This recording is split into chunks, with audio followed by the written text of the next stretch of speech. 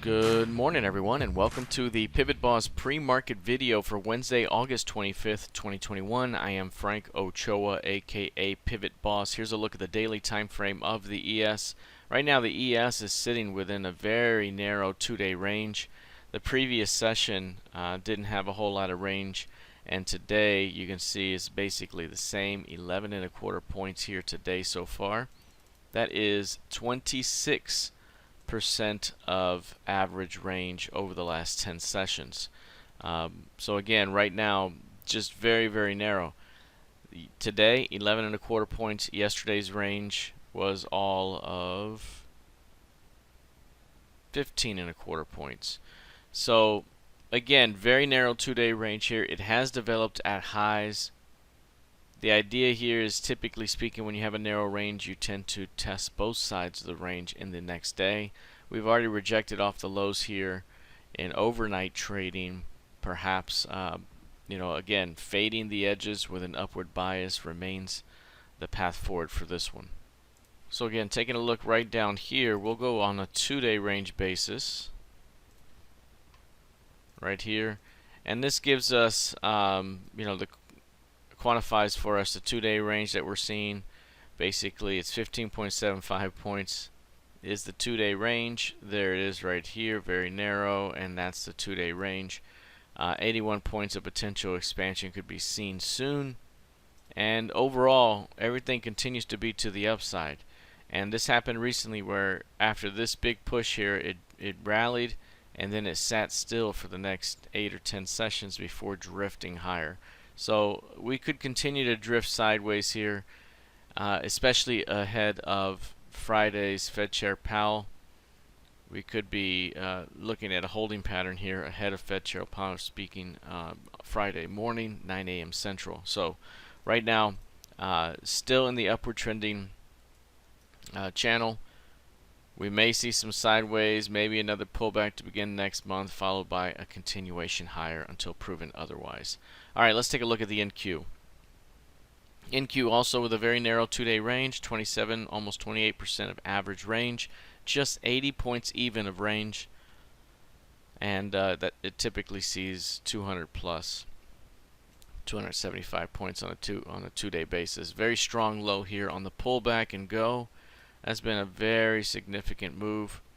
Again, we had this narrow range that we've been discussing here. We got the breakout here and are still holding above over the last couple of days so far.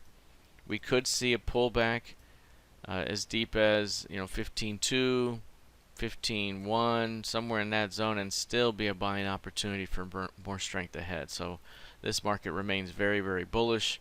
We've seen an impulse move here from these lows, but have not yet seen an impulse top. At the moment, intraday speaking, if you're looking at the 4-minute chart, 5-minute chart, 15-minute chart, there is an impulse sell-off that has happened here today. That impulse drop could be very important here for as a key range the rest of the day. So 15.389.5 is the high, 15.333.5 is the low. And right now, fading those edges with an upward bias seems the most appropriate course of action today. All right, let's take a look here at crude oil. Now, crude oil has had a significant couple of days, just tremendous movement to the upside. One thing we noticed here is that whenever crude oil has a 4-point day, one day that is a 4-point day, especially if it's to the upside, the next day tends to be bullish as well, and we've seen it play out each of the last several times in that manner. Today, also holding, the early pullback has been defended. Very solid rejection of those lows. Really, it was the test below 67s led to a very sharp rejection. So 67, the key level in the short term there. We're now through 67.64, the previous session's close price. So any pullback into that zone could be a buy for a continuation higher today. This market still approaching the 70.27 level, which is the key range midpoint.